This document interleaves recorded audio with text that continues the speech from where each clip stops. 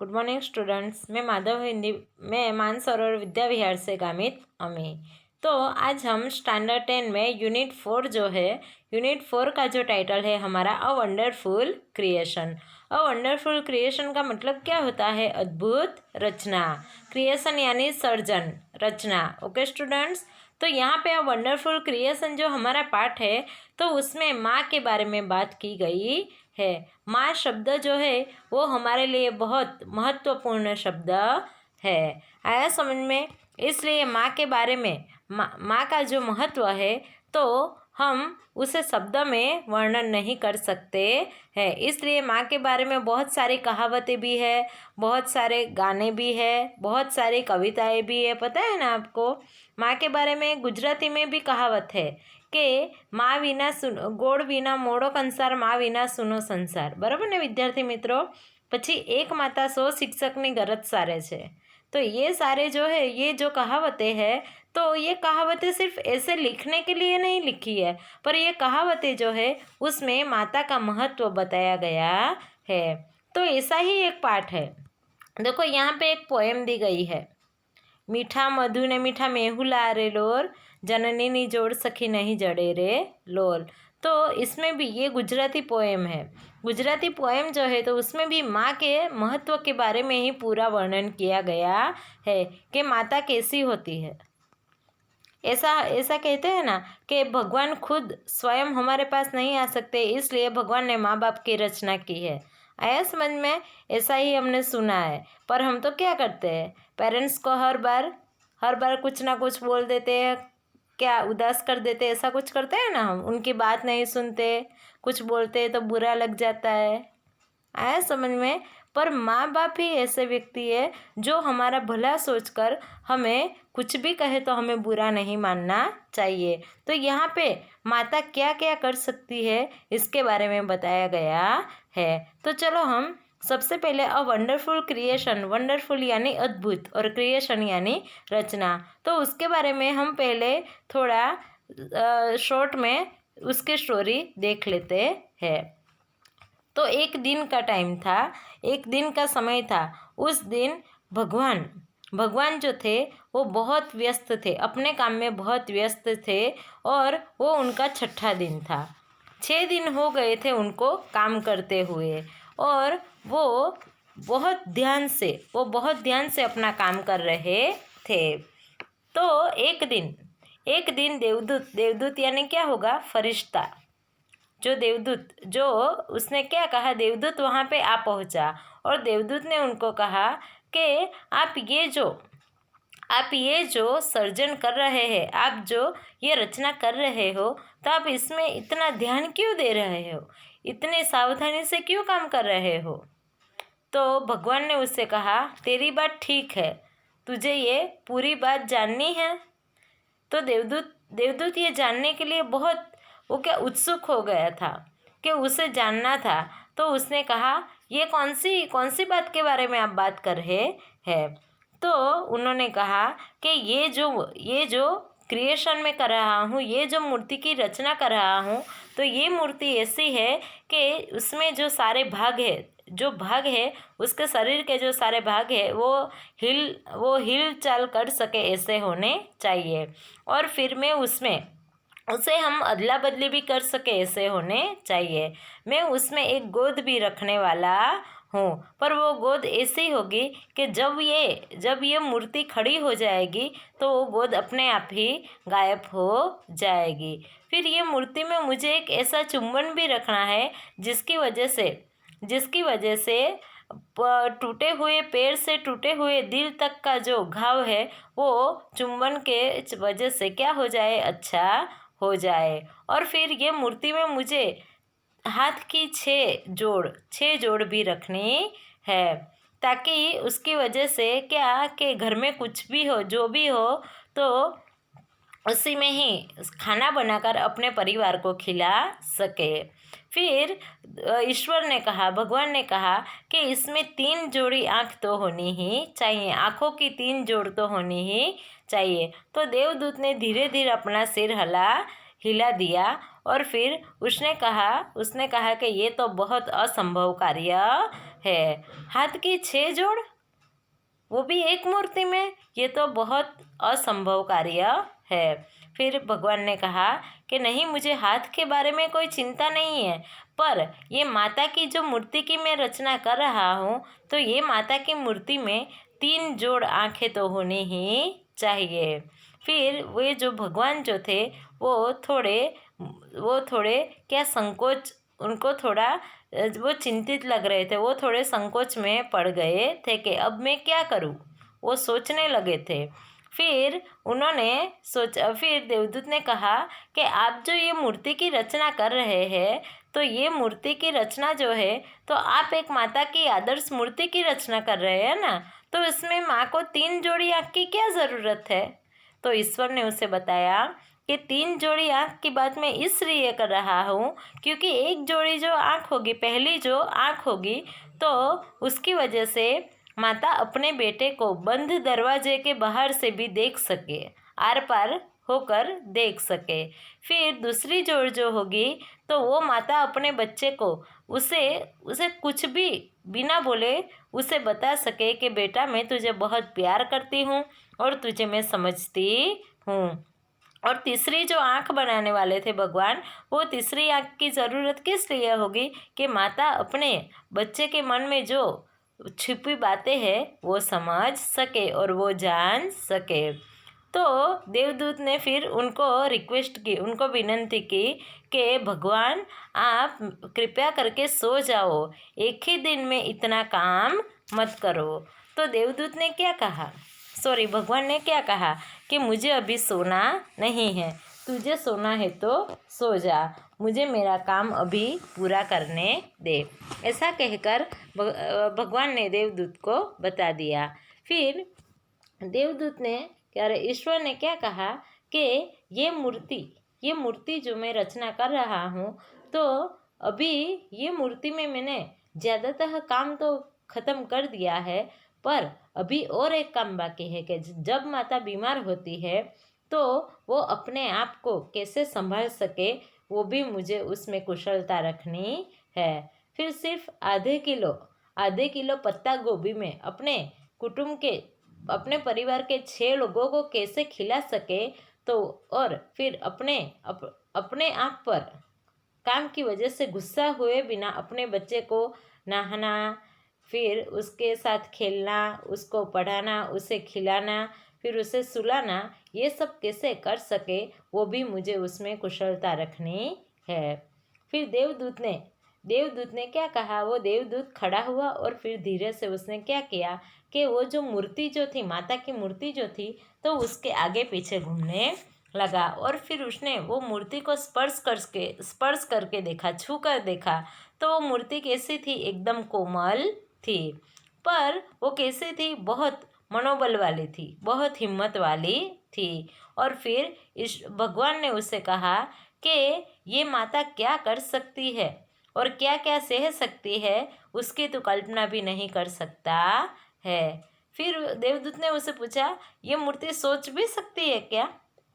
तो ईश्वर ने उसे कहा, सिर्फ सोच नहीं सकती, पर अपनी बुद्धि का इस्तेमाल करके वो कोई भी मुश्किलों को क्या कर सकती है, उसका सॉल्यूशन, समाधान कर सकती है। फिर देवदूत ने खुश होकर क्या किया, प्रभावित होकर उसका जो गाल था, मूर्ति का जो चेहरा था, तो उसके गाल पर उसने अपनी उंगली घुमाई, तो क्या हुआ कि उसकी आंखों में से पानी निकल रहा था, पानी टपक रहा था। तो देवदूत ने कहा कि अरे, उसकी आंखों में से तो पानी लीकेज हो रहा है। तो ईश्वर सोचने लगे कि मैंने तो ऐसा कुछ किया नहीं, तो ये आंखों में से पानी कैसे निकलने लगा।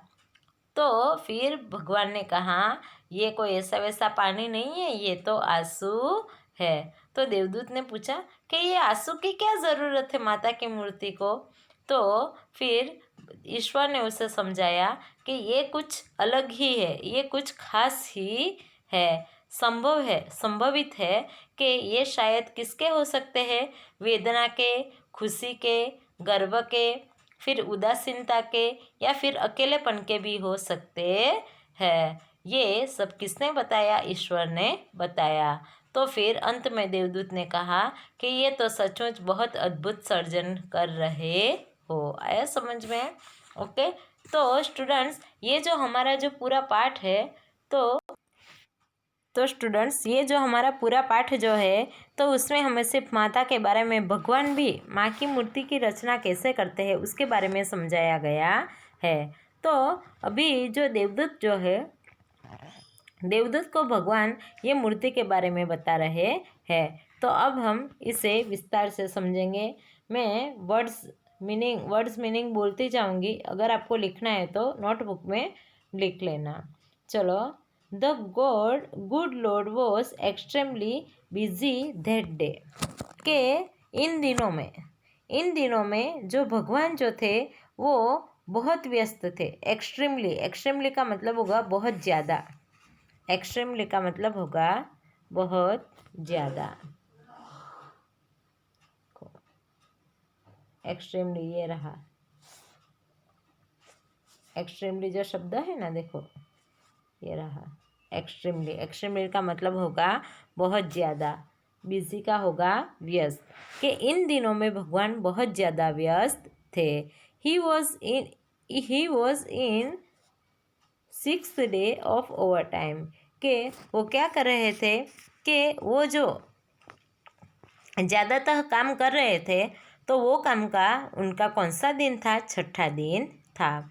When he was working with full concentration यानी ध्यान से, एकाग्रता से।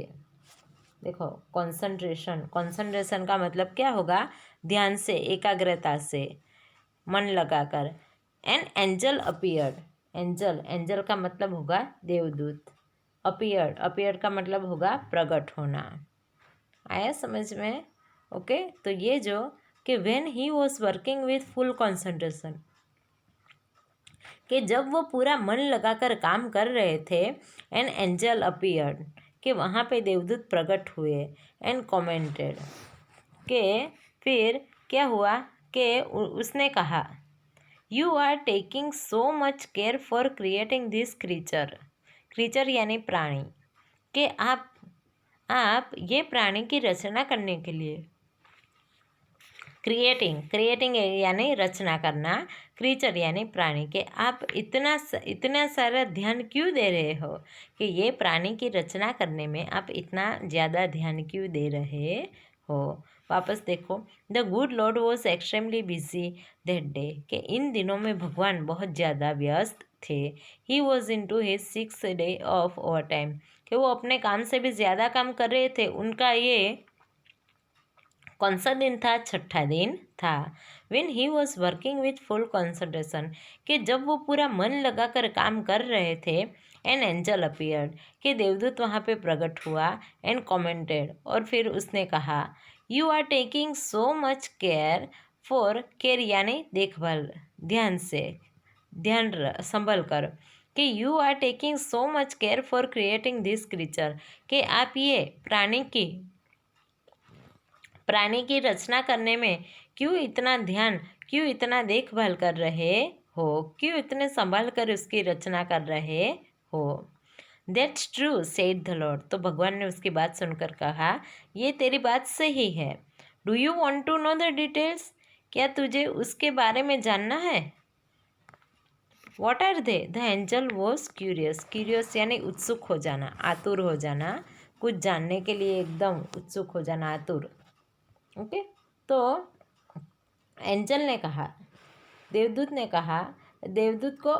भगवान ने देवदूत से कहा कि क्या तुम उसके बारे में जानने के लिए उत्सुक हो और तुझे कुछ जानना है?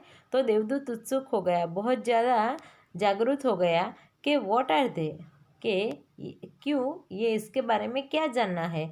ये मूर्ति ऐसी तो कैसी?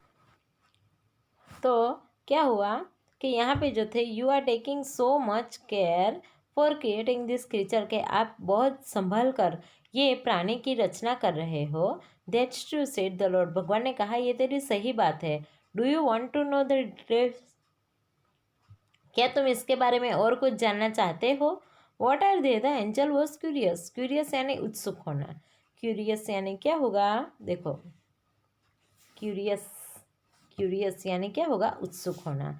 कि जब भगवान ने उससे पूछा कि क्या तुम और कुछ जानना चाहते हो इसके बारे में, तो देवदूत जो था वो उत्सुक हो गया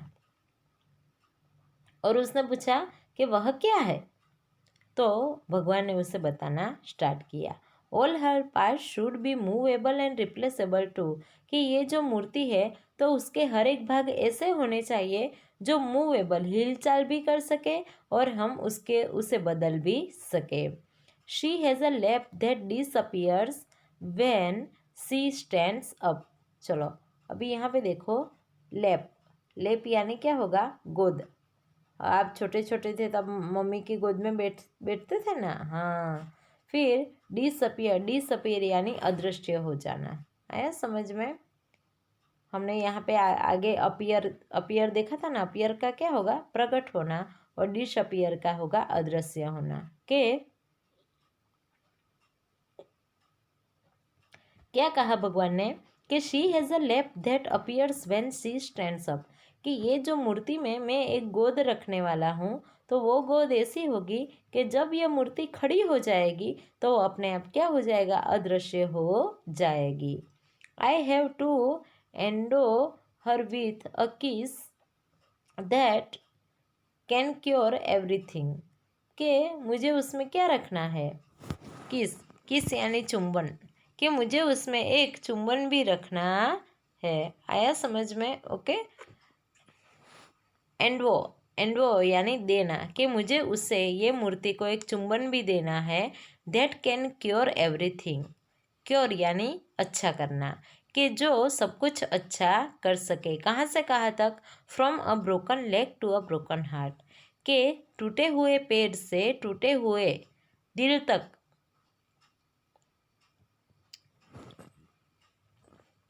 टूटे हुए पैर से टूटे हुए दिल तक जो कोई घाव होगा तो वो सब वो एक ही चुंबन में क्या कर सके, अच्छा कर सके। More ever she has to have 6 pairs of hands, के उसके पास क्या होने चाहिए, के 6 जोड़ी हाथ होने चाहिए।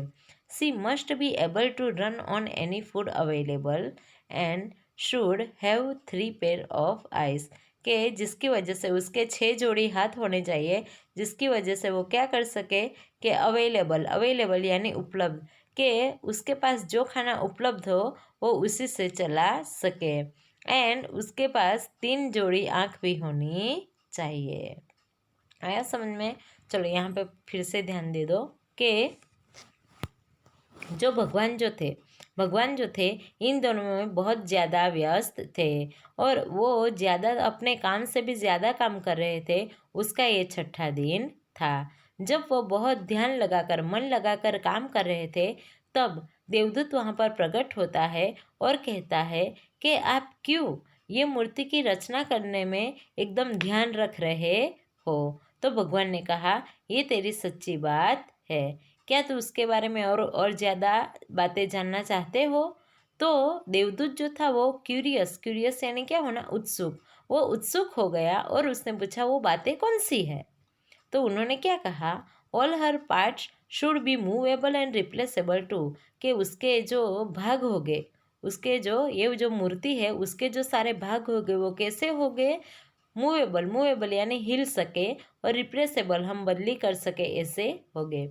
She has a lap that disappears when she stands up, कि मैं उसे एक गोद भी दूंगा, पर वो गोद कैसी होगी कि जब वो खड़ी हो जाएगी तो अपने आप अदृश्य हो जाएगी।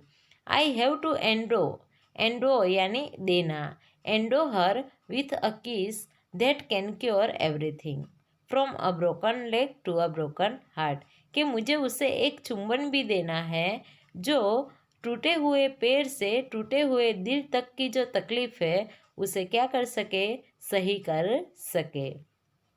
मोर ever she has to have 6 pairs of hand, और आगे देखे तो उसके पास क्या होनी चाहिए, कि उसके उपरांत भी, मोर एवर यानी उसके उपरांत भी उसके पास 6 जोड़ी हाथ होने चाहिए।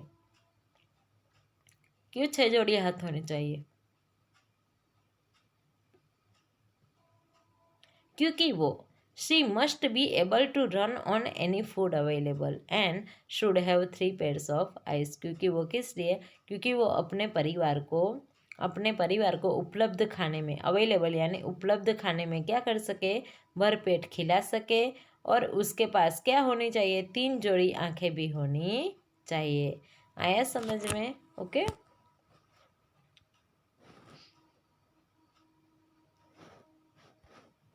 चलो, the angel shook his head slowly and said, a mighty impossible task, I suppose. 6 pairs of hands, no way. फिर क्या हुआ, शुक यानी हिलाना, कि देवदूत ने अपना सिर हिला दिया धीरे से। फिर उसने कहा कि भगवान, ये तो बहुत असंभव कार्य है। टास्क यानी कार्य। आई सपोज, मुझे ऐसा लग रहा है कि ये बहुत इम्पॉसिबल, असंभव कार्य है। 6 पेयर्स ऑफ हैंड्स, नो वे। 6 जोड़ी हाथ, ये तो संभव ही नहीं है।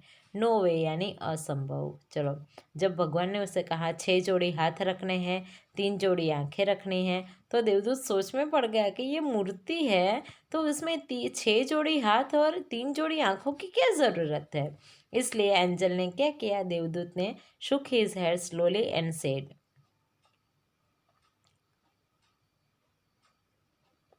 क्या हुआ, देवदूत ने धीरे से अपना सिर हिला दिया और कहा, अ mighty impossible task, I suppose. Impossible यानी असंभव, टास्क यानी कार्य, कि मुझे, आई सपोज, मुझे ऐसा लग रहा है कि ये कैसा कार्य है, असंभव कार्य है।